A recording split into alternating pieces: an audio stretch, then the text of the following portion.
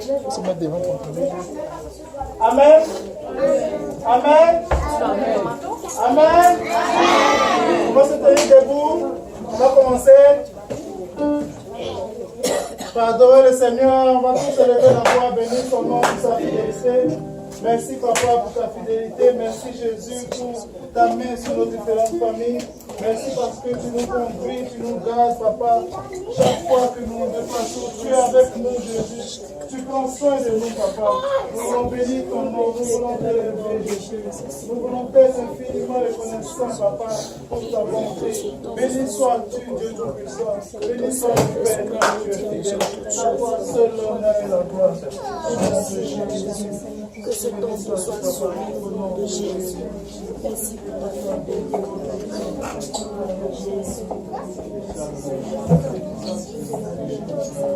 Au nom de Jésus. David pouvait dire je suis dans la joie quand on me dit allons dans la maison du Seigneur. On va donc chanter ensemble. Bénis le Seigneur pour sa fidélité. Amen. Aïe aïe aïe, Jésus est bon. Il est bon. Aïe aïe aïe, Jésus est bon. Il est bon. Aïe aïe aïe, Jésus est bon. Il est bon. Aïe aïe aïe, Jésus est bon. Il est bon. Aïe aïe aïe. Aïe aïe aïe.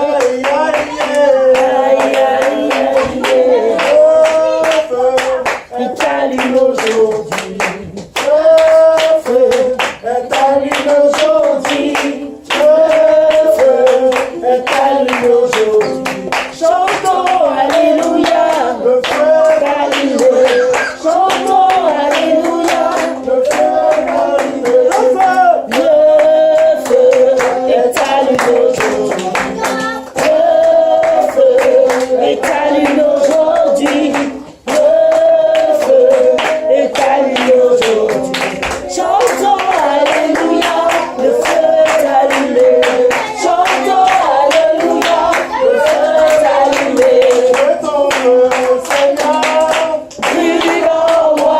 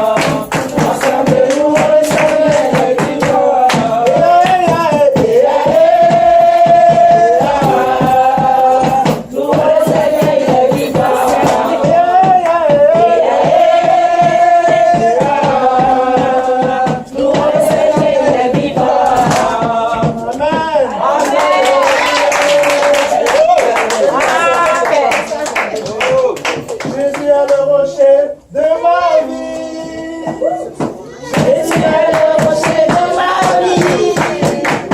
Jésus est le rocher de ma vie. Jésus est le rocher de ma vie. Jésus est le rocher de ma vie. Jésus est le rocher de ma vie. Jésus est le rocher de ma vie. Jésus est le rocher de ma vie. En haut, en bas, devant, derrière, autour de moi. En haut, en bas, devant, derrière, autour de moi. En haut, en bas, devant, derrière, autour de moi. Jésus est le rocher de ma vie. Jésus est le rocher de ma vie. Jésus est le rocher de ma vie. Jésus est le rocher de ma vie. Jésus est le rocher de ma vie. En haut, en bas, devant, derrière, autour de moi. En haut, en bas, devant, derrière, autour de moi. En haut, en bas, devant, derrière, autour de moi. Jésus est le rocher de ma vie. Chantons ensemble, Seigneur.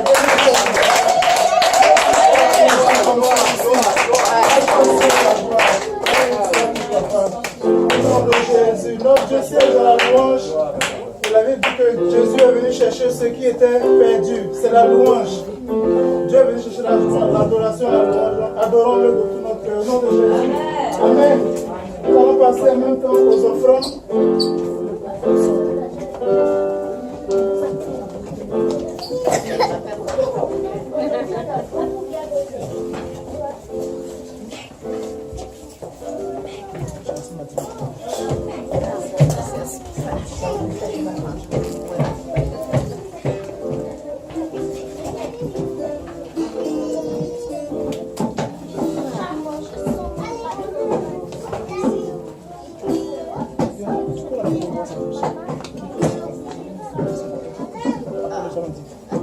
C'est moi qui demande.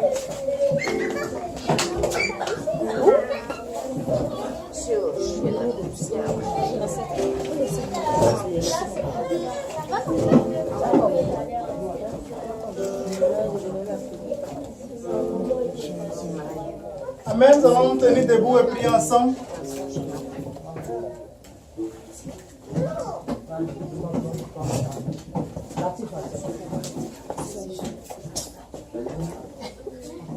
Nous allons tenir debout et prier ensemble. Prions le Seigneur ensemble.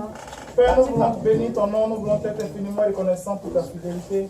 Avant que nous apportons ce soir, Papa, pour ton œuvre, nous prions que tu bénisses ton œuvre, qu'elle grandisse, qu'elle touche les nations et qu'à ton retour, plusieurs personnes soient sauvées pour monter ensemble avec toi. Bénis tes enfants qui apportent, Papa, et donne-leur, Papa, de donner avec abondance. Bénis la source d'où ils tirent, Papa, qu'elle ne t'arrive jamais. Et pour voir nos besoins, guérir nos corps, guérir nos familles. Nous avons prié au nom de Jésus, nous disons au nom de Jésus. Oh mon Dieu, sois loué. Oh mon Dieu, sois loué. Oh mon Dieu, sois loué. Oh mon Dieu, sois loué.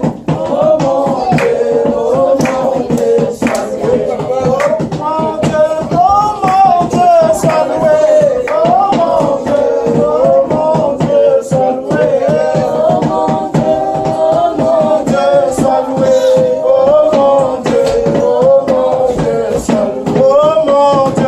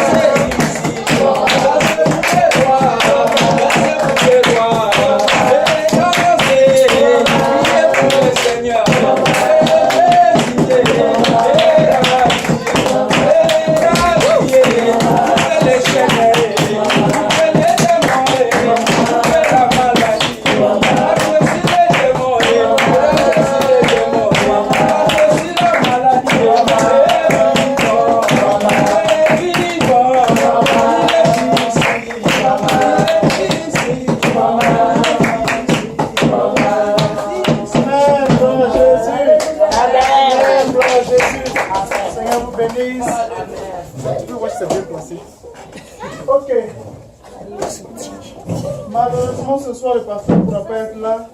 Il a failli de nous appeler pour nous informer qu'il était en route, mais lui-même va nous expliquer que c'est très compliqué. Donc, mais le Seigneur est là, et c'est le plus important. Le Seigneur est parmi nous. Nous allons aller dans la parole du Seigneur. On va prendre nos Bibles, lire un passage et ensuite prier et Dieu va nous parler. Amen. On va lire dans Jean chapitre 13, à partir du verset 1.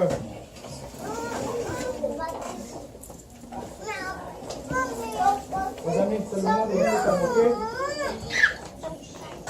Jean chapitre 13, à partir du verset 1. Si tout le monde là, on va le lire ensemble.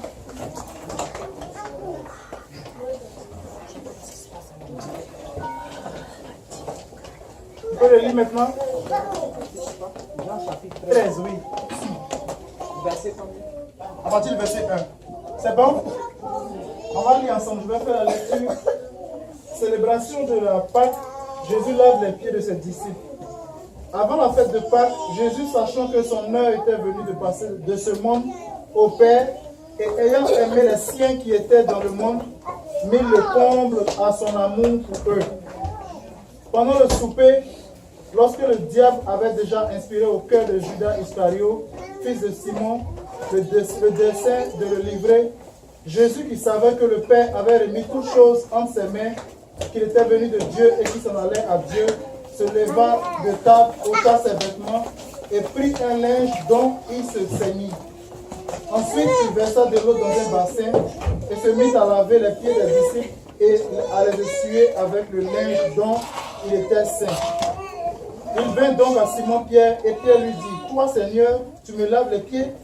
Jésus lui dit, « Ce que je fais, tu ne le comprends pas maintenant, mais bientôt tu le comprendras. » Pierre lui dit, « Non, jamais tu me laveras les pieds. » Jésus lui répondit, « Si je ne te lave, tu n'auras point de part avec moi. » Simon Pierre lui dit, « Seigneur, non seulement les pieds, mais encore les mains et la tête. » Amen. Amen. Jésus lui dit, « Celui qui est lavé n'a besoin que de se laver les pieds pour être entièrement pur. Et vous êtes purs, mais non pas tous, car il connaissait celui qui le livrait. » Au verset 12, on va au verset 12. Après qu'il eut lavé les pieds et qu'il eut pris ses vêtements, il se remit à table et leur dit, comprenez-vous ce que j'ai fait, ce que je vous ai fait? Vous m'appelez maître et Seigneur et vous dites bien, car je le suis. Si donc je vous ai lavé les pieds, moi le Seigneur et le maître, vous devez aussi vous laver les pieds les uns les autres. Car je vous ai donné un exemple, afin que vous fassiez comme je vous ai fait. En vérité, je vous le dis, le serviteur n'est pas plus grand que son Seigneur, ni l'apôtre plus grand que celui qui l'a envoyé. Si vous savez ces choses, vous êtes heureux pourvu que vous les pratiquiez. Amen. Amen. Et nous allons avoir prié ensemble le Seigneur. Père, nous voulons bénir ton nom, papa, ce soir. Jésus, que tu viennes, papa. Tu fais le contrôle de ce moment, Jésus. Viens parler à nos cœurs, papa. Viens parler au cœur de ton peuple, papa. Viens parler à ma vie, Jésus. La parole que nous tenons devant ta face, Père. Je prie que tu couvres ma honte, ma nudité, papa. Que tu m'utilises, papa, ce soir au milieu de ton peuple. Je veux juste un canal par lequel tu parles à ton peuple. Par lequel tu parles à ton peuple, Jésus. Viens, papa, et parle-nous ce soir. Parle-nous ce soir, Jésus. Parle-nous ce soir, papa. Parle-nous ce soir. Parle-nous ce soir. Parle-nous ce soir au nom de Jésus. Au nom de Jésus. Au nom de Jésus. Au nom de Jésus. Au nom de Jésus. Allez, simplement. Au nom de Jésus.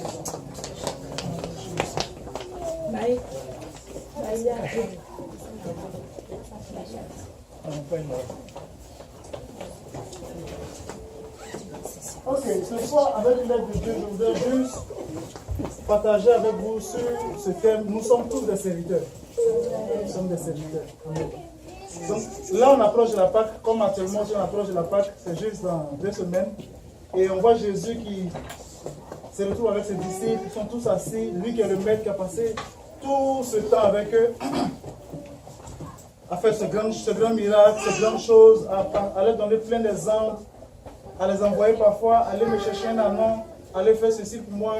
Mais ce jour, à l'approche de la Pâque, on le voit en train de poser une action pour laquelle il dit à ses disciples, vous ne comprenez pas maintenant, mais vous allez comprendre plus tard. Et on va nous aussi comprendre plus tard, au cours de cette parole-là, pourquoi Jésus pose cette étape-là. La Bible dit qu'il était réuni avec ses disciples en train de manger. Mais déjà au verset 1, on dit, Jésus mit le comble à son amour pour eux. Ça m'a un peu touché. Jésus met le comble de son amour. Ça veut dire tout l'amour qu'il a pour ses disciples, il a essayé ce jour-là de le leur montrer. Pas en achetant pour eux de la nourriture, c'est vrai qu'ils allaient manger, mais pas en achetant de la nourriture, pas en faisant un miracle pour que quelque chose se passe dans leur vie, les pécheurs, ceux qui étaient pécheurs aient plus de poissons. Non. Mais il a mis son amour pour eux ce jour-là en posant un seul acte. Et l'acte qu'il a posé par la suite, la Bible dit que il a enlevé ses vêtements, il a pris un linge dont il s'est saigné, s'attacher, et avec une partie de ce linge, il se met à essuyer les pieds des disciples un à un. C'est sûr que les 11 autres n'ont pas réagi, mais c'est juste un seul qui a réagi.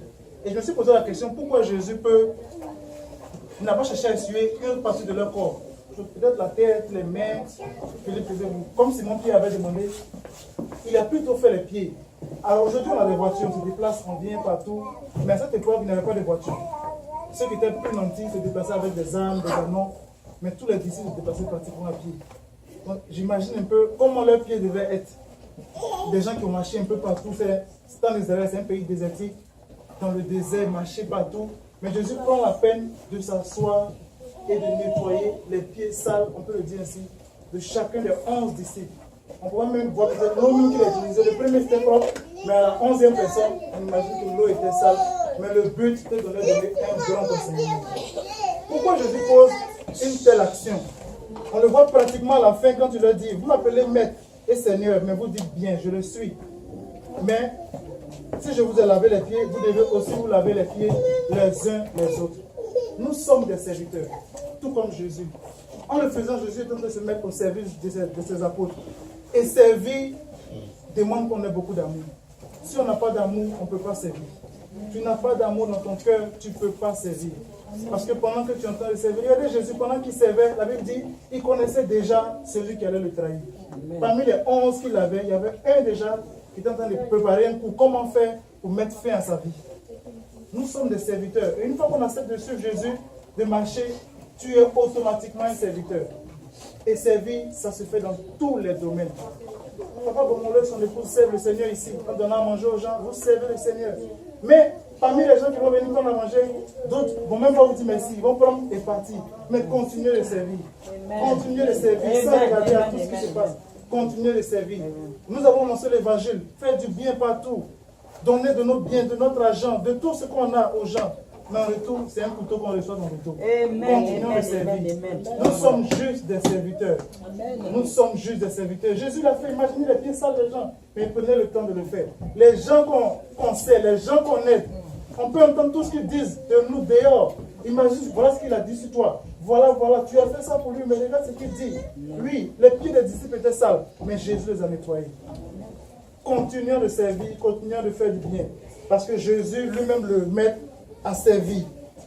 Dans la Bible, quand on retourne, je vais l'aimer au début, dans le livre de Genèse, on voit l'histoire de Joseph, qui était un jeune garçon qui déjà tout petit commençait à servir. Je ne vais pas lire toute l'histoire, mais juste paraphraser cette partie. Joseph était avec son père et sa mère, ils vivaient tous ensemble heureux. Quand ses frères ont commencé à être jaloux de lui, parce que son père, parce qu'il était le bébé de son père, il lui a offert une belle tunique, et un jour, ses frères se sont éloignés de la maison pour aller travailler. Les frères qui le détestaient, c'est Joseph encore que son père envoie. Et il a accepté même d'aller encore voir ses frères très loin. Il va les voir. Ah, vous êtes là, enfin, on vous a trouvé. Mais ses frères le vendent. Alors qu'il avait... Ses frères le vendent et il part en Égypte. Arrivé en Égypte, c'est là qu'il commence à servir vraiment. Il avait déjà commencé à servir sur son père. La Bible n'explique pas tous les détails, mais il avait déjà commencé à servir. La seule partie qu'on voit, c'est le fait que son père l'envoie, va très loin. Et la Bible dit qu'il est arrivé là où ses frères étaient. Malheureusement, il était déjà parti. Il allait encore plus loin. Quand nous servons, soyons prêts à faire au-delà de ce que Dieu nous demande. Soyons prêts à faire au-delà. Dieu pourvoit toujours. Il s'occupe toujours du reste. Dieu nous dit de faire ceci. Faisons plus que ce que Dieu demande. Parce que la récompense des serviteurs, c'est Dieu qui la donne. C'est Dieu qui récompense les serviteurs. Les merci des hommes, ah vraiment merci beaucoup, voilà un cadeau, ça va être temporaire. Les cadeaux, tu ne monteras pas avec. Mais la meilleure récompense que Dieu nous réserve est dans le ciel. Imagine que tu entres, tu entres dans le ciel et puis Dieu te dit, voilà, tu as nourri les gens, toi aussi, voilà ta demeure. Le Seigneur va le faire, continuons de servir. Joseph arrive en Égypte, et là en Égypte, il devient encore le serviteur de Potiphar. Serviteur, il était fils de Dieu. En tant qu'Israélite, il était fils de Dieu. Mais il devient fils d'un ennemi de Dieu parce que c'était des gens qui adoraient des idoles. Et ceux qui adorent des idoles et ceux qui adorent Dieu, ça ne marche pas. Les ténèbres et la lumière ne vont pas ensemble. Joseph va servir Potiphar qui ne connaît pas Dieu. Mais la Bible dit qu'il servait tellement bien Potiphar qu'il a été nommé chef des esclaves. Il était nommé chef des serviteurs, de tous les serviteurs. Et il faisait son travail. Il faisait son travail toujours bien. Jusqu'à ce que la femme de Potiphar tente de coucher avec lui. Alors qu'il a refusé, il se retrouve en prison. Quand nous allons nous mettre à servir le Seigneur de tout notre cœur, c'est là qu'on va être le plus blessé, le plus choqué, le plus détruit au fond de nous-mêmes, à tel point que tu vas te dire, écoute, c'est fini, moi j'arrête. Soit je ne veux pas arrêter de servir Dieu, mais j'arrête de faire du bien aux gens. Pour moi, ça s'arrête là. Que ça suffit, je m'arrête là. Non, c'est le moment de continuer quand ça se passe comme ça. Joseph a continué. Arrivé en prison, encore, il se comportait tellement bien, il servait tellement bien le responsable des prisonniers qu'on l'a nommé chef de tous les prisonniers encore. C'est-à-dire, même dans notre service, là où on pense que c'est Dieu est en train de nous élever comme ça. En fait, le processus dans lequel nous passons, où on souffre, où on voit les choses difficiles, on voit que tout n'est pas bien, il n'y a pas de reconnaissance, c'est en fait Dieu qui est en train de nous former. Parce que pour arriver au stade de serviteur accompli, de serviteur parfait, où quand on marche sur ton pied, tu souris bien, quand on te gifle sur la joue gauche, tu tends la joue droite, ça prend que tu passes par les épreuves. Si tu ne passes pas par là, tu ne sauras pas comment aimer tous ceux qui vont venir de nous. Parce que les gens de mauvaise foi, les gens méchants, les gens incrédules, les gens de toutes sortes, tu vas en rencontrer. Et pour ma petite expérience, tu vas les rencontrer. C'est comme si chaque fois tu rencontres un qui est méchant, un très méchant, un plus méchant, tu vas venir au fur et à mesure de plus en plus difficile. Mais si tu n'as pas appris tout, dès le début déjà, à servir de tout ton cœur, sans regarder à toi-même tes intérêts, sans regarder à toi, à ce que tu recherches, à tes projets, à tes plans, mais à regarder seulement à Christ à chaque fois, ça va être difficile et tu ne pourras pas atteindre ce à quoi Dieu veut te conduire. Joseph a commencé tout petit avec son père, ses frères, Potiphar, le chef des prisonniers, et il se retrouve devant le roi. Devant le roi. Et Dieu n'abandonne jamais les serviteurs. Dieu n'abandonne jamais le serviteur. Je ne peux pas me souvenir parfaitement du passage, mais la Bible dit, je n'ai jamais vu le juste mendier son pain. Jamais vu le juste mendier son pain. Le serviteur ne mendiera pas son pain. Le serviteur peut souffrir. La Bible dit, le juste peut souffrir. Peut tomber même, l'Éternel le délivre toujours, le relève toujours.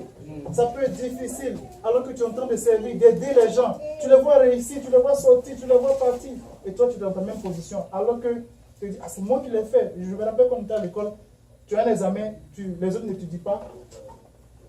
Et ça m'arrive cette session. Les sessions passées, j'avais tellement de temps que je pouvais faire mes travaux, mes exercices rapidement. Et quand les autres m'appellent, je n'ai pas fait. Je dis, tiens, cette session, quand je vais demander, moi ça va pas maintenant, est-ce que vous pouvez m'aider? Personne ne m'envoie. Mais quand on a, pratiquement nous tous ici qui sommes allés à l'école, on a fait ça. Tu aides un ami, tu l'aides, vous travaillez ensemble. Tu sais que lui-même, il n'étudie pas beaucoup. Les examens arrivent, lui le passe. Et toi, tu restes. Tu les vois partir, tu te dis, attends, qu'est-ce qui se passe? Moi, c'est fini. Non, continue de le faire. Ne regarde pas seulement à sa chair, à lui qui est devant toi, mais regarde à Dieu. Regarde juste à Christ, qui a pris son temps pour nettoyer les pieds de ses disciples, pour nous donner un exemple, pour nous donner un modèle de service. Il doit être en fait notre modèle. Quand tu veux servir, une fois que tu dis, moi là, je vais servir, que ce soit à l'école, que ce soit à la maison, que ce soit pas, une fois que tu dis, je vais servir, Dieu va t'envoyer de l'ouvrage pour servir. Une fois que tu le dis, le modèle de service doit être Jésus. Et si c'est Jésus, tu ne vas jamais te décourager. Mais tu vas saisir les occasions où on te blesse, où on te fait mal, comme une occasion pour mieux faire encore, pour apprendre, pour aller de l'avant. Joseph se retrouve devant le roi Potiphar, Pharaon, et Dieu ne l'abandonne pas. Joseph n'avait pas le diplôme pour expliquer les songes, il n'était jamais allé à l'école, il n'avait jamais expliqué les songes. La preuve, lui-même, il a fait des songes avant, quand il était tout petit, mais il ne savait même pas ce que ça signifiait. Et ces songes, comme il était tellement petit, et il n'avait pas de sagesse, dès qu'il avait un songe, papa, voilà mon songe, mes frères, voilà. Et ses frères commençaient à être jaloux de lui, ça lui a créé des problèmes. Mais Dieu a pris le temps de le former, de l'apprendre à être sage. Et il a appris tout doucement avec les difficultés, les épreuves de la prison. Et au sortir de la prison, maintenant, quand le roi l'appelle, avant de parler, il lui dit, ce que je vais te dire là, ça ne vient pas de moi. C'est lui qui est en haut qui donne. Quand le roi finit, quand il donne l'explication, il lui dit, c'est pas moi, c'est lui qui est en haut qui m'a donné. Et ça lui permet maintenant d'accéder à la deuxième position, la plus élevée du royaume. Lui qui était juste le petit esclave ou le petit frère, le 11e petit frère, si je m'abuse, le 11e frère de la famille qui ne savait rien, à qui on ne confiait pas les lourdes tâches comme aller s'occuper des animaux, aller faire ceci, aller faire cela. C'est à lui maintenant que Dieu donne l'autorité sur toute l'Égypte. Et il occupe une position élevée. Dieu récompense ceux qui le servent. Dieu n'oublie jamais ceux qui le servent. Regardons David, combien de fois il était ignoré dans sa famille.